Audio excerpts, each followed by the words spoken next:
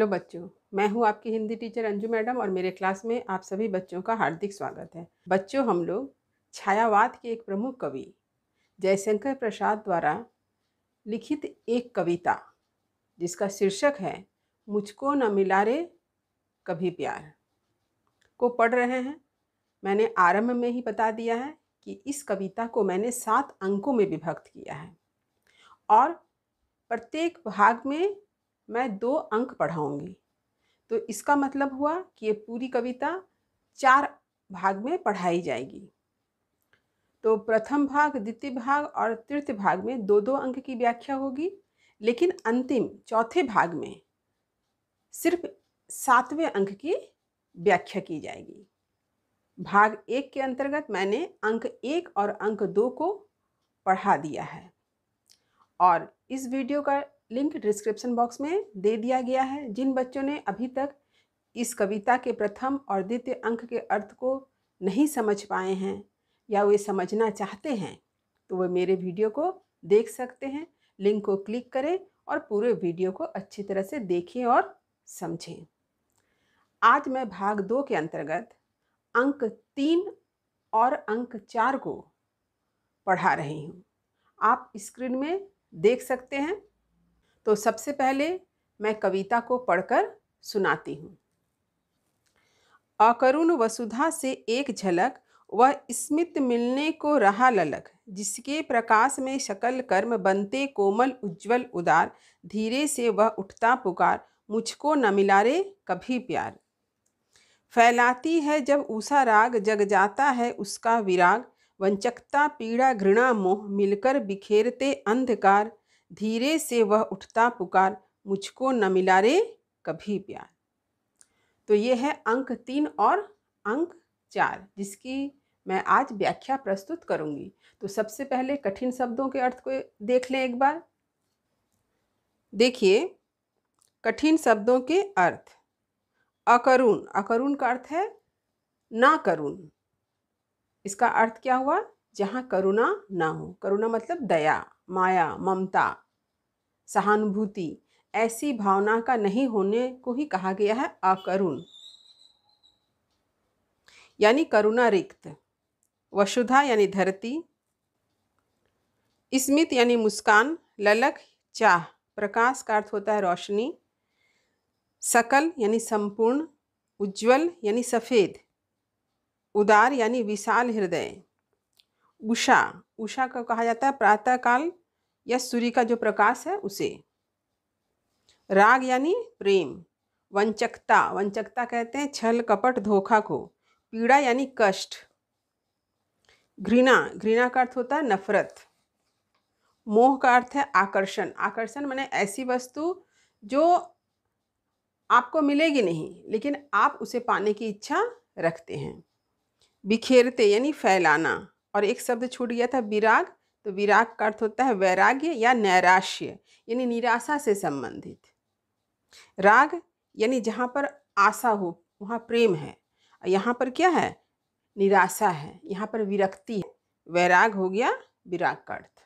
तो अब चलिए मैं कविता की पंक्ति की व्याख्या करती हूँ। सबसे पहले मैं इसके प्रसंग को समझा देती हूँ। तो कवि ने यहाँ पर एक प्रेमी के हृदय की व्यथा को अभिव्यक्त किया है और बतलाया है कि उस प्रेमी को इस संसार में कहीं भी कहीं से किसी से प्रेम की प्राप्ति नहीं होती है। वो प्रेम को पाने के लिए एक दरिद्र की भांति, एक भिखारी की भांति दर दर भटक रहा है। वह इस संसार से प्रेम का एक छोटा सा अंश पाना चाहता है किंतु वह भी उसे प्राप्त नहीं होता है। उसकी स्थिति एक लहर की भांति हो गई है जो सागर से मिलना तो चाहती है लेकिन सागर लहरों को बार बार किनारों तक फेंक देता है। ठीक समाज का बर्ताव भी उसके साथ इसी तरह का है। तो यही कारण है कि यहाँ पर जो बातें कही गई है उसमें अकरुण वसुधा का उल्लेख आया है। तो अब चलिए अर्थ को देखिए। अकरुण वसुधा से एक झलक, तो कवि कहते हैं कि यहाँ पर अकरुण वसुधा कहा गया। अकरुण वसुधा का अर्थ हुआ कि यह धरती करुणा से शून्य हो गई है अकरुण का अर्थ हुआ करुणा से शून्य, जहाँ दया माया सहानुभूति किसी प्रकार की भावना नहीं है। यह धरती करुणा रिक्त हो गई है। तो कवि क्या कहते हैं कि यह वसुधा जो करुणा से रिक्त हो गई है, यहाँ पर दया माया प्रेम का अभाव है। फिर भी कवि प्रेम की एक झलक को पाने के लिए ललायित है। इस करुणा शून्य धरती से भी वह प्रेम की एक छोटी सी झलक को पाने के लिए ललायित रहता है। वह स्मित मिलने को रहा ललक। तो कवि कहते हैं कि उसका हृदय इस संसार से, वसुधा माने संसार से, प्रेम की स्मित यानी मुस्कान को पाने की लालसा रखता है। ललक यानी लालसा, यानी वह प्रेमी हृदय इस संसार से प्रेम की एक छोटी सी मुस्कान, स्मित का अर्थ होता है एक हल्की मुस्कान, को पाने की लालसा रखता है। उसकी यह इच्छा है, उसकी यह लालसा है कि इस करुणा शून्य धरती पर उसे प्रेम का एक छोटा सा अंश भी मिल जाए।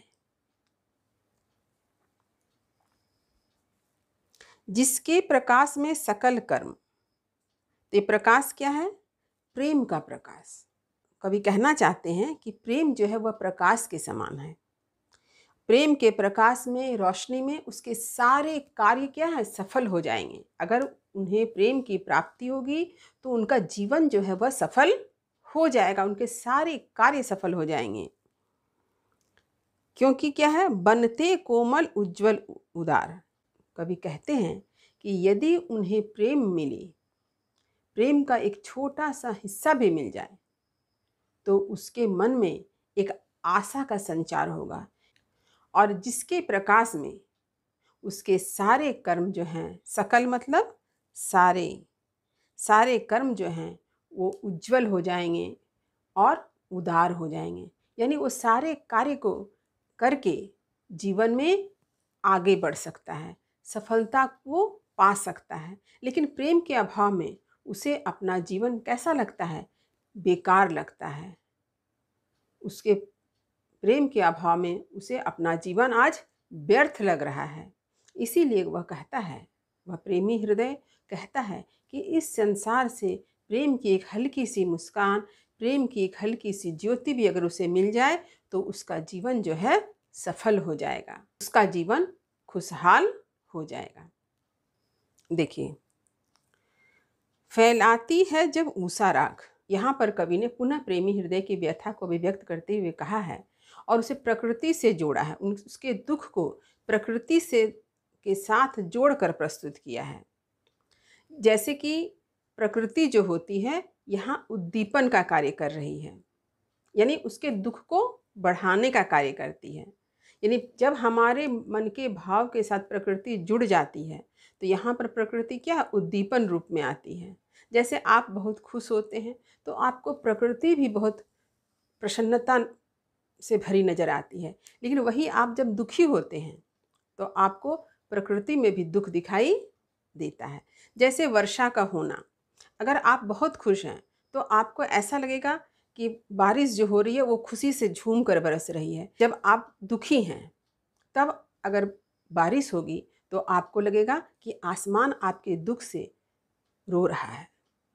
तो इस तरह की बातें जो होती है तो हम लोग जो है प्रकृति को अपने मनोभाव से जोड़कर देखते हैं। तो कवि ने भी यहाँ पर ऐसे ही भाव को अभिव्यक्त किया है। तो प्रकृति को उद्दीपन रूप में, यानी प्रकृति जो है दुख को बढ़ाने वाली है या फिर सुख को बढ़ाने का कार्य करती है, तो हम वहाँ उद्दीपन रूप कहते हैं। देखिए, फैलाती है जब ऊषा राग। उषा यानी प्रातः काल जो सवेरा होता है, प्रातः काल या सवेरा, जब हम सूर्य की लालिमा से आसमान को एकदम लाल रंग से रंगा देखते हैं तो वो होता है उषा काल। प्रातः काल की लालिमा ही उषा काल कहलाती है।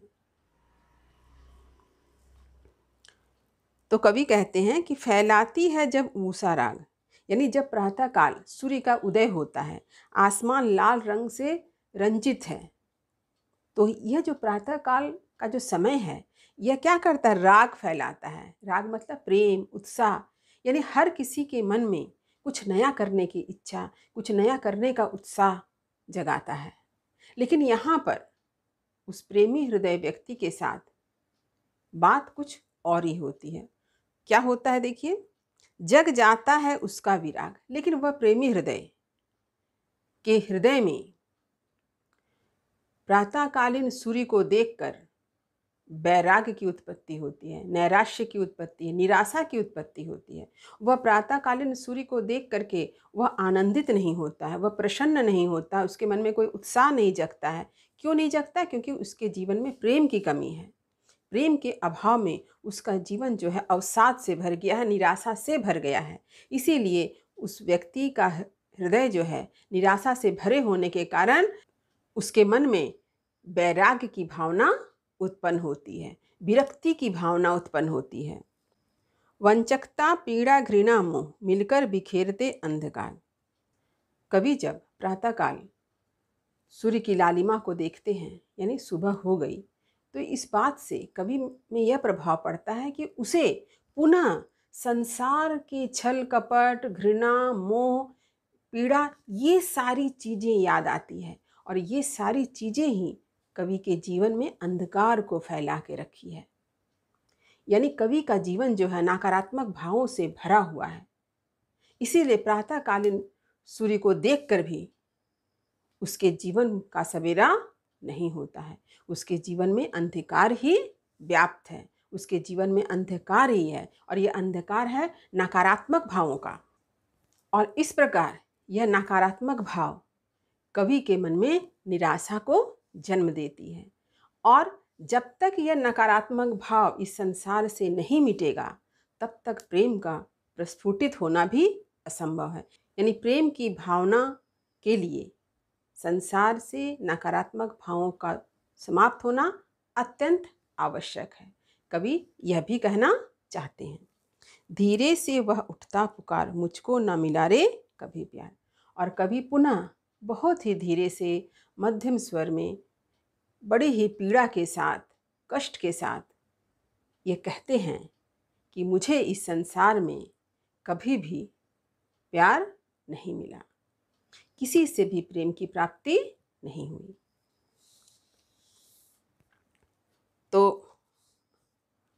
अंक 3 में कवि ने क्या बतलाया कि यह धरती करुणा शून्य है, और वह प्रेमी हृदय इस करुणा शून्य धरती से भी प्रेम की एक झलक को पाने के लिए, जो एक मुस्कान की तरह है, एक प्रकाश की तरह है, उसे पाने के लिए ललायित है। क्योंकि वो जानता है कि अगर उसे प्रेम की प्राप्ति होगी तो उसके जीवन में आशा का संचार होगा और उसका सारा जीवन जो है वो सफल हो जाएगा, उसके सारे कर्म सफल होंगे।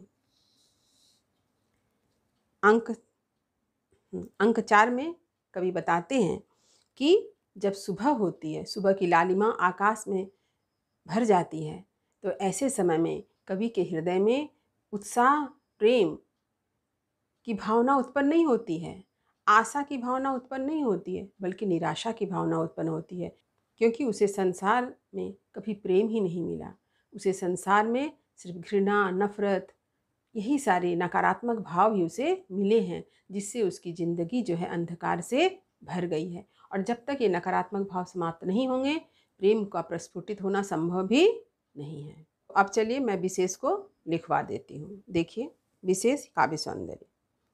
पहला, एक प्रेमी हृदय की व्यथा की अभिव्यक्ति हुई है। दूसरा, संपूर्ण संसार से तिरस्कार मिलने के कारण ही उसे, यानी कवि या प्रेमी कोई भी हो सकता है, को यह धरती अकरुण अर्थात करुणा शून्य प्रतीत होती है, क्योंकि इस संसार से प्रेमी को या कवि को तिरस्कार ही मिला है।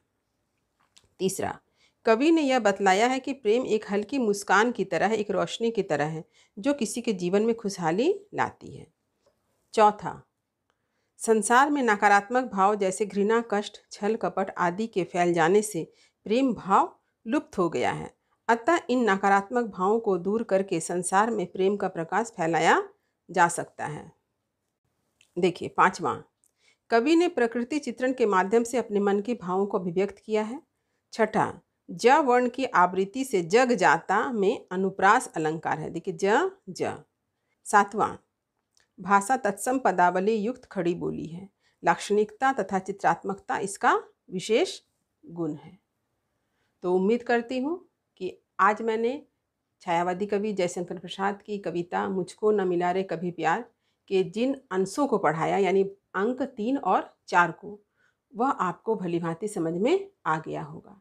तो वीडियो को लाइक करें, सभी पढ़ने वाले विद्यार्थियों में इसे शेयर भी अवश्य करें। जो बच्चे चैनल पर नए हैं वे चैनल को सब्सक्राइब करना ना भूलें, ताकि हर वीडियो का नोटिफिकेशन उन्हें समय समय पर मिल सके। तब तक पढ़ते रहिए, जीवन में आगे बढ़ते रहिए। मेरी शुभकामनाएं आप सभी बच्चों के साथ है। धन्यवाद।